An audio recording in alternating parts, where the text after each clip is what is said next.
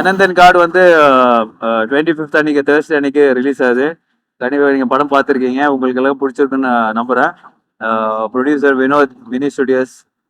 இந்த படத்துக்காக அந்த நீங்கள் படத்துலேயே தெரியும், அந்த பிரம்மாண்டம், அந்த மேக்கிங்கும் சரி, அந்த லொக்கேஷன்ஸும் சரி, எல்லாமே வந்து ரொம்ப ரொம்ப ரொம்ப மெனக்கெட்டு ரொம்ப இங்கே தான் படம், இந்த சீன் எடுக்கணும்னு ரொம்ப ஹார்ட் ஒர்க் பண்ணி அவங்க பண்ணியிருக்காங்க. ஸோ கண்டிப்பா இந்த டைம்ல வந்து நம்ம டைரக்டர் ஜெயன் கிருஷ்ணகுமாருக்கு வந்து ரொம்ப நன்றி சொல்லி ஆனோம். ரொம்ப அழகா முரளி கோபியோட ஸ்கிரிப்ட் வந்து அது பேப்பர்ல இருந்து ஸ்கிரீனுக்கு ரொம்ப அழகா டிரான்ஸ்லேட் பண்ணியிருக்காரு. தேங்க்யூ. வழக்கம் போல நீங்க எப்பவுமே சப்போர்ட் பண்ற மாதிரி இந்த படத்துக்கு உங்க பெரிய சப்போர்ட் தேவை. தமிழ் அண்ட் மலையாளம் 2 லாங்குவேஜ்லுமே இந்த படம் வந்து பெரிய அளவுக்கு ரிலீஸ் ஆகுது. So please do support. Thank you.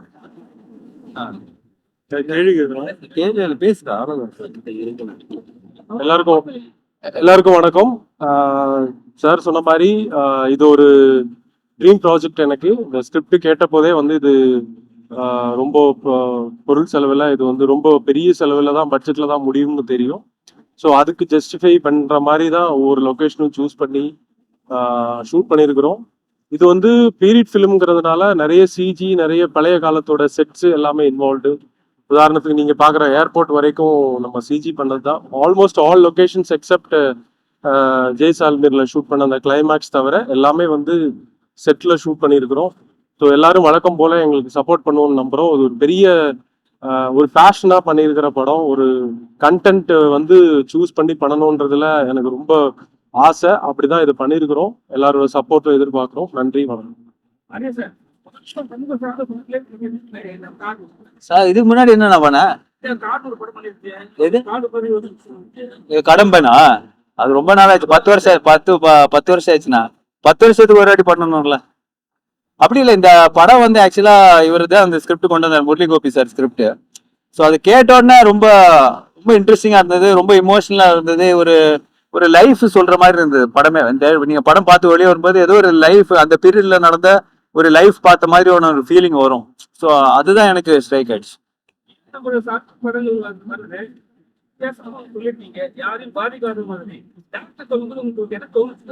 இல்ல, அது வந்து ரொம்ப கேர்ஃபுல்லா இருந்தாரு. ஏன்னா நம்ம வந்து அது ரொம்ப சென்சிட்டிவான இஷ்யூ, அது கரெக்டா பண்ணணும், அது கரெக்டா போய் சேரணும்ன்றதுல ரொம்ப கவனம் எடுத்து தான் பண்ணியிருக்காங்க.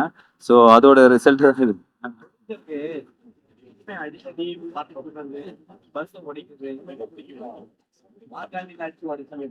அப்படி இல்லைங்க, அதை ஸ்கிரிப்ட் டிமாண்ட் பண்றது. ஸோ அது நம்ம ரொம்ப சுருக்கிட்டோம்னா அந்த படத்தோட குவாலிட்டி கம்மியா இருக்கும். அது வேணும்னே எல்லாம் பண்றது கிடையாது, கடன் வாங்கி பண்றது தான்.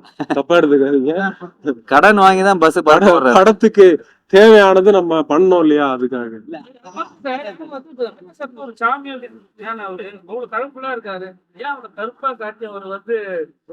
அது வந்து கேரக்டர் அந்த மாதிரி ரொம்ப சேட், ஒரு பாஸ்ட் இருக்கு அவருக்கு. சோ அந்த பாஸ்ட் வந்து இப்படி நல்லா ஷேவ் பண்ணி வந்திருந்தா நீங்க ஒத்துப்பீங்களா? சோ அது அந்த ஒரு சோகம் அதெல்லாம் தெரியணும்ல, அதுக்காக தான் அந்த ஒரு லுக்.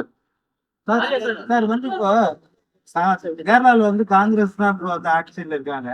காங்கிரஸ் வந்து ஏதோ சித்தரிச்சு காட்டியிருக்க மாதிரி இல்ல, நம்ம காங்கிரஸ் எல்லாம் நம்ம எதுவுமே காட்டல. இப்போ ஒரு கிரியேட்டிவிட்டி அப்படின் போது அதுல ஒரு சமூகத்துல சார்ந்தவங்களோ இல்ல ஒரு ஜாதி பேரோ அப்படின்றது வந்தாதான் அது பிரச்சனை. நம்ம வந்து கண்டிப்பா அதை வந்து அப்படி காட்டல. நம்ம ஒரு கட்சின்ற மாதிரி தான் காட்டியிருக்கிறோமே தவிர அதை நம்ம அப்படி வெளிப்படையா ஒன்றும் காட்டல.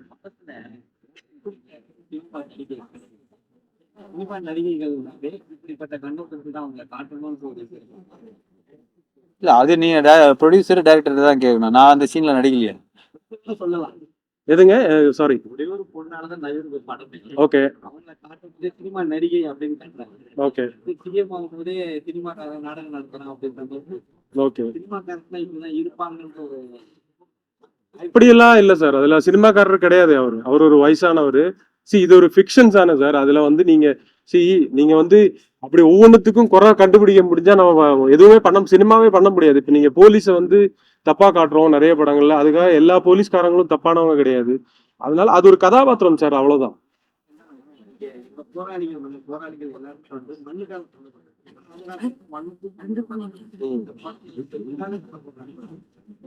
இங்க பொண்ணுங்க அப்படி இல்லையே இந்த கதையை அவங்க ஒரு கெஸ்ட் ரோல்ல இல்ல அவங்க ஒரு 10 நிமிஷத்துக்கு அப்புறம் வெளியே போயிருக்காருன்னு நினைக்கிறேன். நீங்க அதுக்கு படம் முழுசா கிளைமேக்ஸ் பார்க்கல. வந்துருக்கீங்கன்னு நினைக்கிறேன். அவங்க இருக்கிறதே 2-3 சீன் தான் சார். அவங்க அதுல ஒரு செக்மெண்டா வராங்க, செக்மெண்டா வெளியில போயிடுறாங்க. கண்டிப்பா நிறைய கட்டு கொடுத்துருக்காங்க. என்ன வருது அப்படி அது வேணாம் சார், சொல்ல முடியாது. அப்படி இல்ல, கட்டுன்னு கொடுக்கல. அவங்க சொல்லும் போதே இந்த படம் வந்து நீங்க ரிலீஸ் பண்ணனா ஏ சர்டிபிகேட் அப்படின்னு சொல்லிதான் அவங்க கட்டு ரொம்ப பெரிய கட்டெல்லாம் அவங்க கொடுக்கல.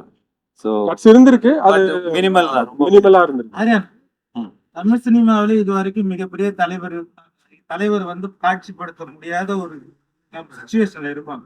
ஆனா மலையாளத்துல இந்த டைரக்டர் வந்து துணிச்சலா வந்து தலைவர் பிரபாகரன் வர காட்சிய தைரியமா வச்சிருக்கிறாரு.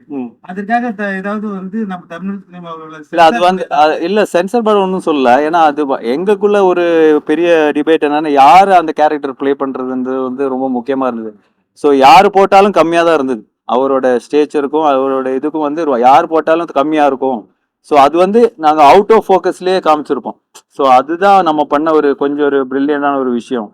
ஏன்னா ரொம்ப சென்சிட்டிவான விஷயம், ரொம்ப பேர் இதாகிற விஷயம். ஸோ அது வந்து யாரையும் நம்ம வந்து அதுக்கு ஒரு ஃபேஸ் கொடுக்கக்கூடாது. ஏன்னா ஒரு ஃபேஸ் தான், அது எல்லாருக்குமே தெரிஞ்ச ஃபேஸ் தான், எல்லாருக்கும் பிடிச்ச ஃபேஸ் தான். ஸோ அதில் வந்து எந்த பெயினும் எந்த கவலையும் வரக்கூடாதுன்னு ரொம்ப கேர் எடுத்து பண்ண ஷார்ட்ஸ் தான் அது. அது கண்டிப்பாக அந்த டைரக்டருக்கு நீங்க சொன்ன மாதிரி பெரிய பாராட்டு கொடுங்க. இயக்குனருக்கு மிகப்பெரிய வாழ்த்துக்கள்.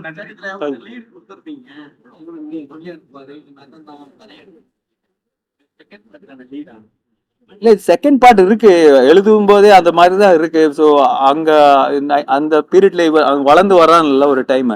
ஸோ அது வந்து ஒரு செகண்ட் பார்ட்டா தான் அவர் எழுதி வச்சிருக்காரு. சரி இப்போ இது எடுத்து முடிச்சிருக்கோம், பார்ப்போம்.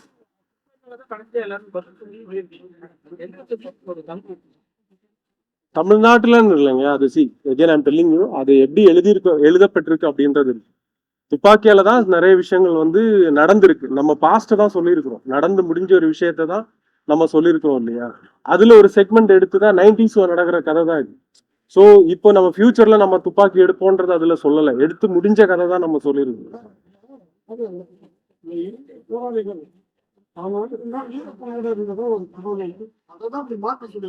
இல்ல அந்த அளவுக்கு எல்லாம் எனக்கு நாலேஜ் இல்லையாண்ணா.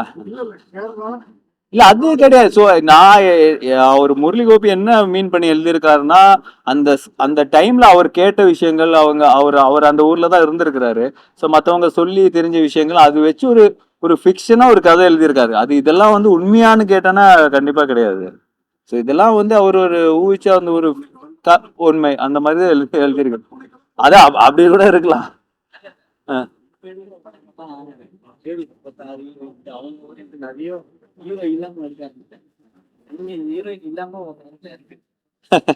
இந்த கதைக்கு தேவைப்பட்டது இல்ல அவர் என்ன சொல்ற, ஹீரோயின் இந்த படத்துல எனக்கு பேரா யாருமே கிடையாது. நீங்க சொன்னது கரெக்ட் தான். சோ சில படங்கள் அப்படி அமைய, இப்ப கைதி படம் எல்லாம் அப்படிதான் அமைஞ்சது. சோ அது மாதிரிதான் இந்த படம். அடுத்த படத்துல ஏகப்பட்ட ஹீரோயின் காம்பன்சேட் பண்ணியாச்சு.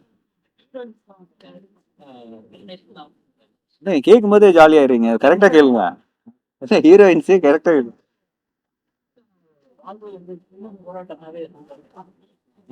புரியல எனக்கு என்னது. இலங்கை அகதிகளுக்கான அவங்க ஈழத்தமிழோட இது வந்து இப்போ ஒரு போராட்டமாவே இருக்கு சார். அது ஒரு பெரிய அரசியல் சார். அதை பத்தின படம் நம்ம பண்ணும்போதுதான் அதை பத்தி சொல்ல முடியும். இது அதை பத்தின படம் கிடையாது, இது ஒரு செக்மெண்ட் தான். ஓகேங்களா, ஒரு கேரக்டர் திருவாண்டத்துக்குள்ள வராங்க. நீங்க சொன்ன மாதிரி மேபி பார்ட் 2ல ரொம்ப எலாபரேட் பண்ணி அது எங்களுக்கு எல்லாரும் ஒரு அது அங்க நடக்கிற மாதிரி தான். பார்ட் வந்து அங்க நடக்கிற மாதிரி தான் கதை. மேபி அது நீங்க இந்த படத்தோட வரவேற்பை பொறுத்து நாங்க அதை பண்ணணுமா வேணாமான்றது யோசிப்போம். சரி, நீங்க கெஸ் பண்ணுவீங்கன்ற நம்பிக்கையில தான் வந்து இந்த டிஷர்ட்டே போட்டு வந்திருக்கிறேன். அடுத்த ஃபிட்டிங்கா? ஆமா, சாப்பாடு 2 இப்போ வந்து ஜூலை எண்ட்ல இருந்து ஸ்டார்ட் ஆகுது. ஸோ அதோட ப்ரீ ப்ரொடக்ஷன் போயிட்டு இருக்கு.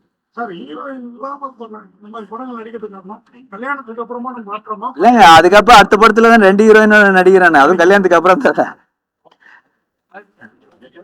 ஓகேண்ணா, தேங்க்யூண்ணா, தேங்க்யூ. ஸோ சொன்ன மாதிரி ப்ளீஸ் சப்போர்ட் பண்ணுங்க இந்த படத்தை. ரொம்ப ரொம்ப எஃபர்ட் போட்டு ரொம்ப எந்த பட்ஜெட் எதுவுமே பார்க்காம இப்போ இருக்கிற சூழ்நிலையில இவர் வந்து அந்த படத்தை ரொம்ப துணிச்சல் எடுத்திருக்காரு ஃப்ரெண்டு வினோத். ஸோ இவங்களோட சப்போர்ட் ரொம்ப முக்கியம், ரொம்ப தேவை. தேங்க்யூ.